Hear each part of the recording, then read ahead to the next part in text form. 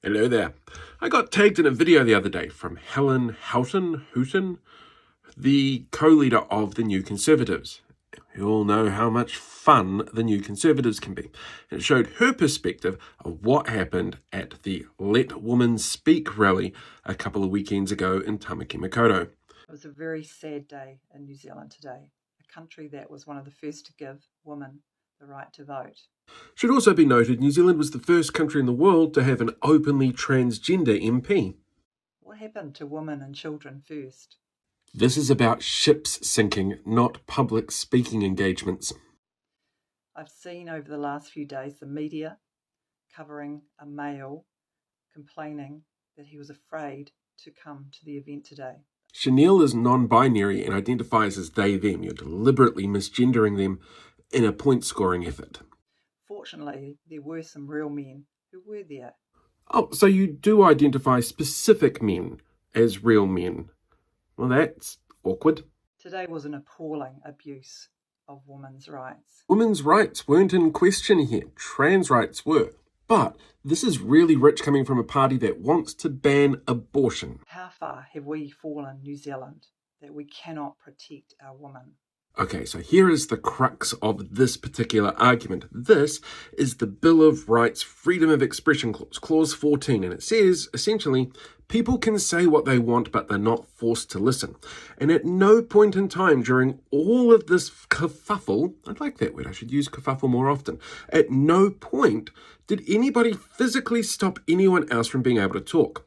Posey Parker was able to go out and speak. She chose not to. She felt intimidated. Still her choice.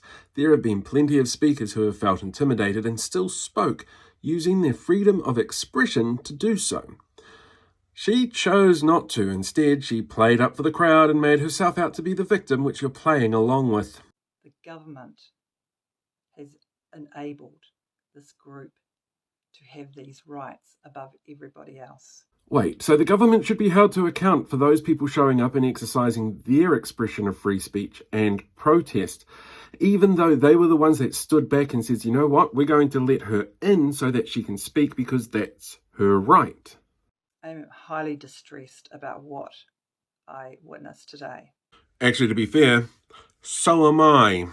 Demand that we use language that you have linguistically manipulated to suit you. Oh yeah, because it's not something the New Conservatives do. You demand that we promote your lifestyle. They're not demanding promotion of lifestyle.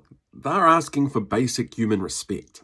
Since when do your rights supersede the rights of everybody else and of us women?